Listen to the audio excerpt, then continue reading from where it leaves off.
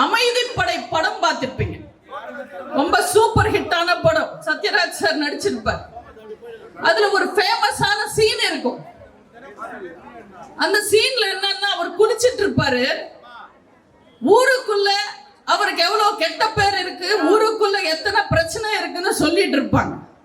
அப்போ திடீர்னு சத்யராஜ் சார் வந்து அவரோட துண்டை கலட்டி போடுவார். உடனே அவரோட அல்லக்கைங்கெல்லாம் நான் தான் துவைப்பேன், நீ தான் துவைப்பேன்னு சண்டை போட்டுப்பாங்க. இதெல்லாம் பார்த்து சத்யராஜ் சார் சிரிச்சுக்கிட்டு, டே மணியா, நம்ம என்ன பேசிட்டு இருந்தோம்னு கேட்பார்.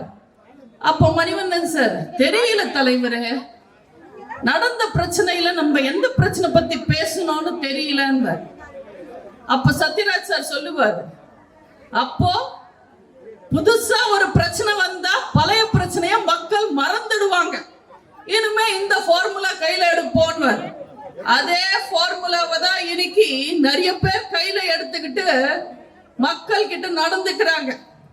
அதே மாதிரிதான் இன்னைக்கு தமிழ்நாட்டுல திமுக ஒரு ஃபார்முலாவை கையில எடுத்திருக்காங்க. அவங்க கையில இருக்கிற ஜால்ரா ஊடகங்களை கையில வச்சுக்கிட்டு, கூட்டணி கட்சி கையில இருக்கிற சேனல்ஸையும் யூஸ் பண்ணிக்கிட்டு